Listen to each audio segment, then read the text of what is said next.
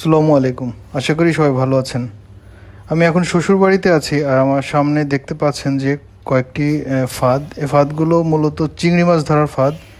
এভাবে আগে কখনো চিংড়ি মাছ ধরা হয়নি, তো নতুন এই এক্সপিরিয়েন্সটা আজ আমি নিজেও নিতে যাচ্ছি আর আপনাদের সাথেও শেয়ার করতে যাচ্ছি। তো চলুন দেখে আসি কেমন ছিল আমার এই নতুন স্টাইলে চিংড়ি মাছ ধরার অভিযানটা। এটা হচ্ছে মাছের খাবার। এই খাবারগুলো এই জালের মধ্যে দিব, জালের মধ্যে দিয়ে আমরা চিংড়ি মাছ ধরার চেষ্টা করব। এই হচ্ছে বাড়ি, বাড়ির ঠিক সামনেই খাল। আজ আমরা এই খালে নতুন একটি মাছ ধরার এক্সপিরিয়েন্স করব। খালটা এখনো ভাটার কারণে পানি নাই, জোয়ার আসলে খাল ভরে গেলে তারপরে আমরা এখানে মাছ ধরবো। এটা কি পুরাটা ভরে যাবে না? আর কত সময় লাগতে পারে?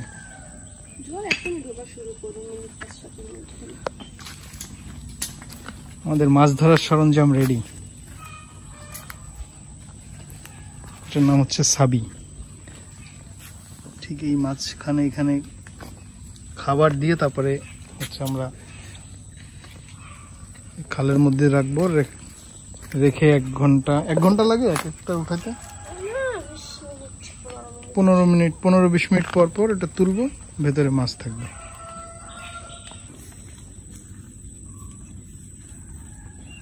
জালগুলোর ভেতরে খাবার রাখা হচ্ছে, খাবার সহ হচ্ছে পানির নিচে থাকবে কিছুক্ষণ, তারপরে তুললেই আমরা মাছের দেখা পাবো। এটা মাছের একটা নতুন এক্সপিরিয়েন্স হতে যাচ্ছে। টোটাল 4টা জাল রেডি। আর এই মাছ ধরার এই ফাঁদকে বলে হচ্ছে সাবি। আমরা এখন কিছুক্ষণের মধ্যেই সাবিগুলো পাতবো হচ্ছে এই খালের মধ্যে। এখানে জোয়ার যখন আসবে, এখন ভাটা চলছে, জোয়ার আসলে খালটা পুরো ভরে যাবে। এই সাইডটা পুরা কচুরি পানায় ভরে আছে। এখন জানি না আসলে এখান থেকে কি জাল ফেলতে পারবো কিনা। এই জায়গাটায় ফাঁকা আছে, কিন্তু এখানটাতে জাল ফেলা তো কঠিন। পানিও স্থির হয়ে আছে, এখনো জোয়ার ঢোকা শুরু করেনি।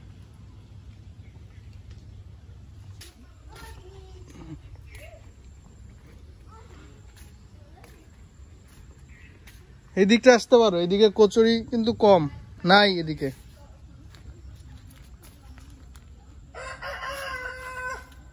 এদিকটা জাল পাতা যাবে। পানিটা আরেকটু ভরলে তারপরে আমরা উপর থেকে জালটা ফেলতে পারবো। দেখা যাক কতটুকু পানি ওঠে উপরে। খালে মোটামুটি পানি চলে এসেছে আর আমাদের প্রথম জাল ফেলার জন্য রেডি হচ্ছে। প্রথম ফাঁদটি পানিতে দেওয়া হচ্ছে, দেখা যাক কি হয়।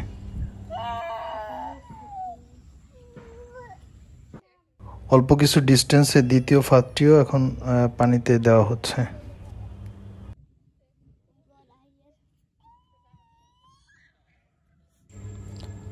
পরের জালটাও পানিতে ফেলা হলো। এখনো জোয়ারের পানি পুরোপুরি খালে ঢোকে নেই। মনে হয় আর একটু বেশি পানি ভরলে মাছ আর ভালোভাবে ধরা যেত। শেষ জালটাও পানিতে ফেলা হচ্ছে। এগুলো ধীরে ধীরে পানির নিচে সব ডুবে যাচ্ছে, জানি না ওঠানোর সময় কি হবে। এটা কই দিছো? পানির নিচে ধীরে ধীরে জোয়ার আসা শুরু করতেছে। আর আমাদের মাছের যে খাঁচাগুলো সাবি এখানে পাতা হয়েছে। এই যে মাছের জোয়ার আসতেছে, ধীরে ধীরে পানি ভরে যাচ্ছে চারিদিকে। এই পাশটাতে একটু কচুরি পানা কম, যার কারণে এই দিকেই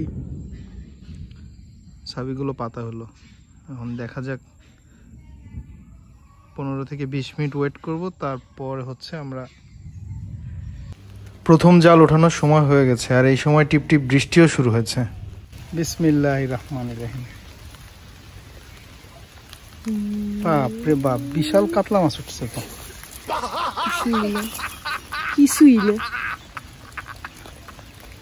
পরের জালটা তুলছি, দেখি কি পাই।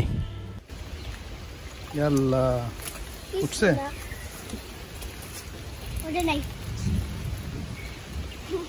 উঠছে একটা ওই গুড়া মাছ।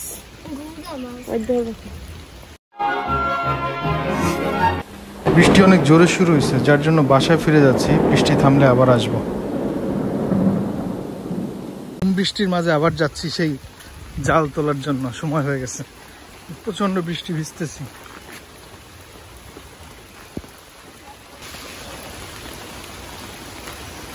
ভিতরের দিকে চলে গেছে পানির চাপে।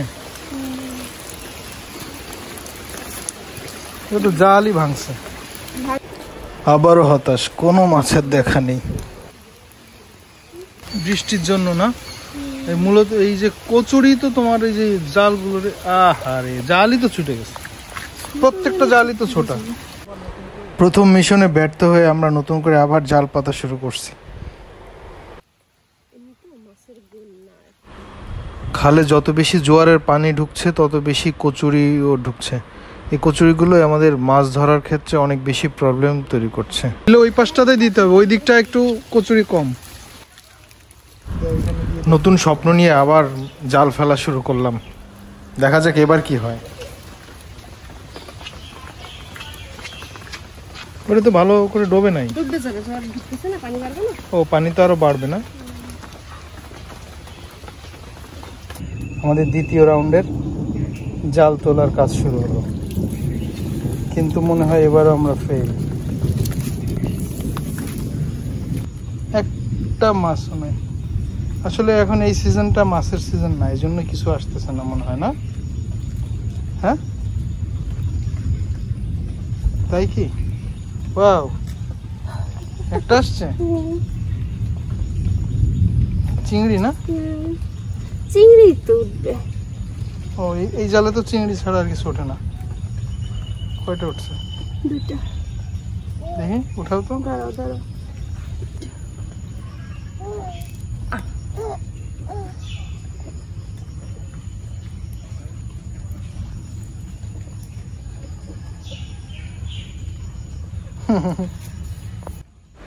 দ্বিতীয় রাউন্ডের প্রথম জালে দুইটা বাচ্চা চিংড়ি উঠছে। দেখি এই জালে কি পাই।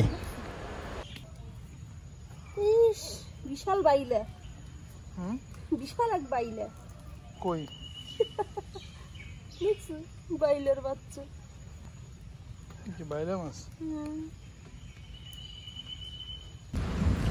হতাশা নিয়ে নেক্সট জাল আবার তোলা শুরু করলাম, দেখি এবার কি পাই।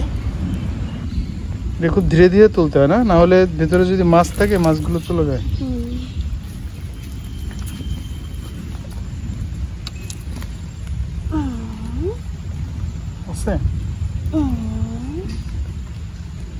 ওয়াও, তাহলে এটা তো অনেকগুলো মাছ আসছে।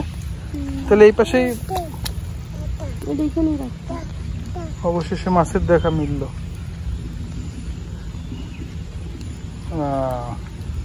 এটা অনেক সময় সাপেক্ষ কাজ। আবার বৃষ্টি শুরু হয়ে গেল, আর আমরা এক বুক হতাশা নিয়ে বাসার দিকে ফিরে যাচ্ছি। এই ছিল আমার শ্বশুরবাড়িতে চিংড়ি মাছ ধরার এক নতুন এক্সপিরিয়েন্স। সবাই ভালো থাকবেন, দেখা হবে নতুন কোনো ভিডিওতে। আল্লাহ হাফেজ।